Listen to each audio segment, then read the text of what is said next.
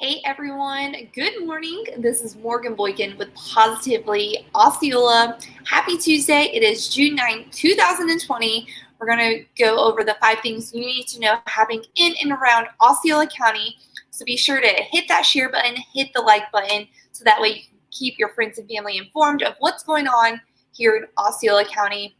I'm going on and hitting the share button. It's real simple. All you have to do is look on the bottom, either on the left or right side, depending on the browser you are looking at. Hit the share button and it will share it to your personal page. So that way your Facebook community is updated on the latest. Good morning, Brenda. Hello, good morning. Make sure you guys say hello whenever you log on. I would love to wish you a good morning. It's a fun part of my day being able to interact with you guys. So make sure you say hello. Good morning, Mr. Jim from Virginia, Portsmouth. Good morning. So I'm sharing this. Again, it's super simple. All you have to do is look to the bottom, click share, and it will share it to your personal page. Happy Tuesday to you guys. Good morning. Going to be going over the 5 things you need to know happening in and around Osceola County. We have some COVID updates. We have some announcements of things happening this weekend. We have an update on Gator Week at Wild Florida. Wild Florida is an amazing facility just south of St. Cloud. So exciting things this morning. Good morning, guys. I see new folks hopping on. If this is your first time viewing, as you guys that always watch, as you always hear me say, we love having first-time viewers. So if you are a first-time viewer, good morning. Go ahead and tell me where you're from, and I would love to wish you a good morning and welcome you here to Positively Osceola's Morning with Morgan's 5 things you need to know. So good morning to you guys. Like I said, we'll be going over the 5 things to know happening in and around Osceola County for June 9th. Good morning, Mr. Dale. Good morning to you. Happy Tuesday. You know, my returners, Taco Tuesday. I love Taco Tuesday. So good morning, guys. Make sure you say hello whenever you hop on. Hit the share button, hit the like button. As always, if you have any questions or any concerns, be sure to drop that in the comment section so that way we can have someone from our team respond to you and you have the information you are looking to receive. Good morning, Miss Arlene from Pittsburgh. So as you guys can see, we have people from all over, Virginia, Pittsburgh. We have people locally. We have people internationally. We've had people from across the globe. So it's amazing what Facebook can do. And that all happens by hitting the share button. So make sure you do that. Seville, good morning. My favorite news lady. You're so sweet. Thank you. Thank you. Alrighty, guys. So we're going to go ahead and dive on into the first thing to know happening in and around Osceola County. City of St. Cloud staff workers and members of the St. Cloud Police Department gathered together on Monday in a time of silence and reflection to honor George Floyd. The gathering Monday was an idea of Mayor Nathan Blackwell and City Manager Bill Sturgeon.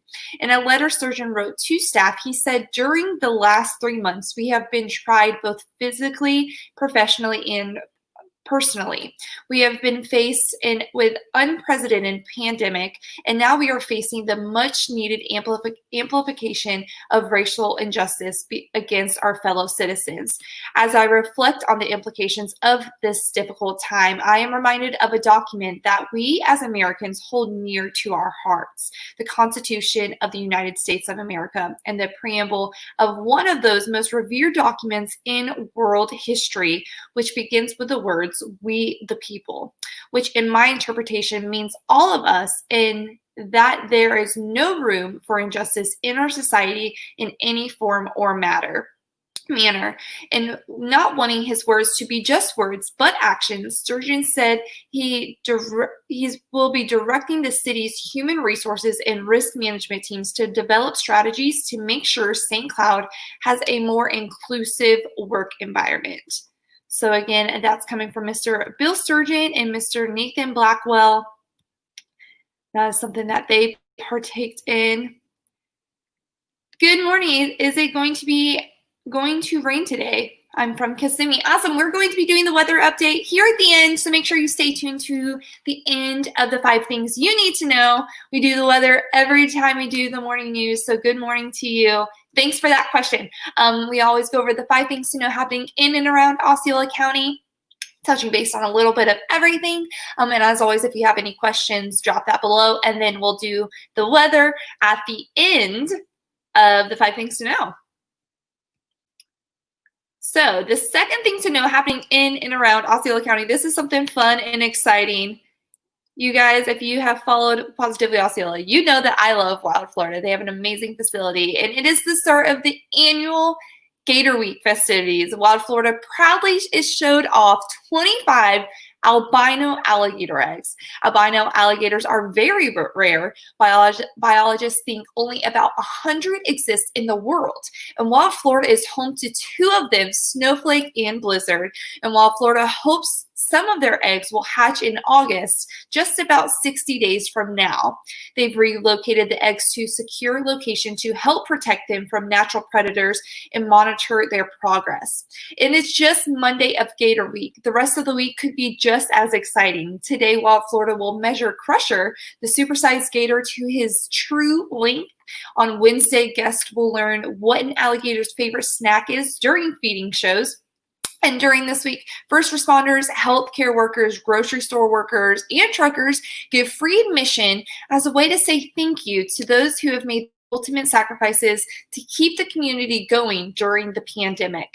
Florida residents get $5, a $5 special this week during Gator Week. So be sure to check out what else they have to offer there at Wild Florida at gatorweek.com. You can find more information there. Like I said, Wild Florida is amazing. It's Gator Week, so they're going to have lots of things going on.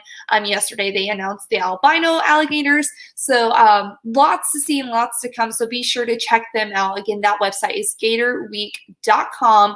$5 admission for Florida residents. And again, those first responders, healthcare workers, grocery store workers, and truckers get free admission. So if you know any of those folks that are listed under that category, or just anyone in general that you think might be interested in attending Gator Week in Wild Florida, again, if you haven't been, amazing. Everyone see them, and their team that they have there is incredible. And I've been to Gator Week, and it is awesome. So if you know anyone that is interested, tag them in this video or share it and let them know what's happening there at Wild Florida, because it is a fun, exciting time there for sure. So good morning, guys. If you're just now hopping on, this is Morgan Boykin with Positively Osceola, going over the 5 things you need to know happening on Tuesday, June 9th. Feel like we're just cruising through the month of June already. We're already 9 days in. It feels like it was just the first the other day. But be sure to go ahead and hit the share button. Again, it'll have a share button either on either side of the browser, or on either side of the video, depending on what browser you are viewing this from. And then hit the thumbs up button, so that way I can see that you guys are liking what you see. We really do feed off of our audience. So I would love to wish you a good morning, interact with me. It's a fun way to kick off the day. So moving right along with the 5 things to know happening in and around Osceola County. The third thing to know happening around Osceola County is we are currently reporting few new COVID-19 cases, while other parts of the state have been on a rise for days. Following 5 straight days of reporting over 1,000 new COVID-19 cases statewide, the streak ended when the Florida Department of Health released new daily statistics yesterday, reporting 966 new positive cases. But that report for Osceola County was about the same as it has been all week, adding just 4 new cases, bringing the count to 749 since March 13th. There were no new fatalities, currently ranked at 21, and hospitalizations at 164.